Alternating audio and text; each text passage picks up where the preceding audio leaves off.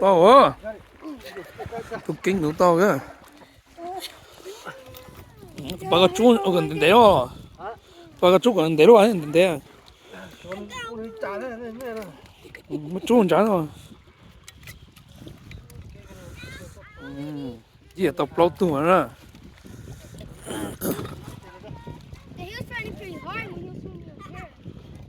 Gì tao plot tu tao nói rồi. Bé tu nhân chán là nó tụi tiếp plot nữa. Xong mà.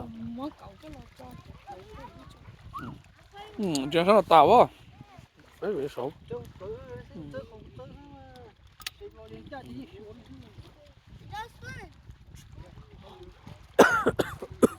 Tôi chỉ chỉnh nhẹ nhỏ bây giờ. Em mami chỉ bảo cái gì mami ơi để mình kinh á. Tụi mùa tự nhiên thấy tụi tôi kinh mà.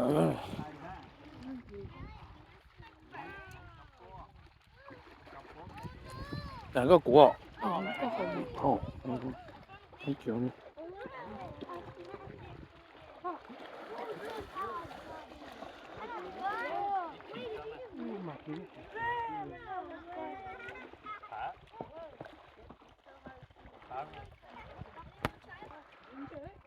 Trông đó thằng cứ cái có á nào cái có á đi á đó xong á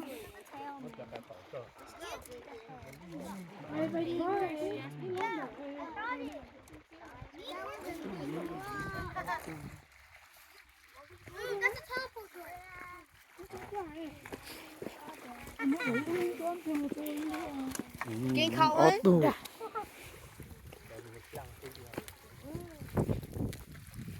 Dad, the hook is messed up. cái tao plot tu đó. Look, my son.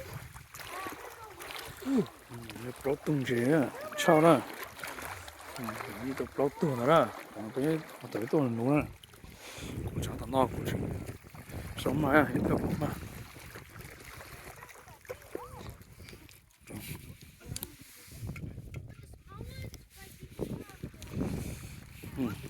nó lò lẹ đó nó lò lẹ tôi không lửa thì tôi nó chúng mình nấu để hóa trồng đi ra nào lò rồi cái hóa đào già cầu cầu nó lúc cầu đó có cái chắc chắn da còn nó chế cũng chế đâu chế quá cũng chế thế cũng chỉ lúa thế cũng tụi mọi người lúa nhau nó trái nhau mọi người lúa chỉ lúa cũng lúa mà mẹ lại cái đó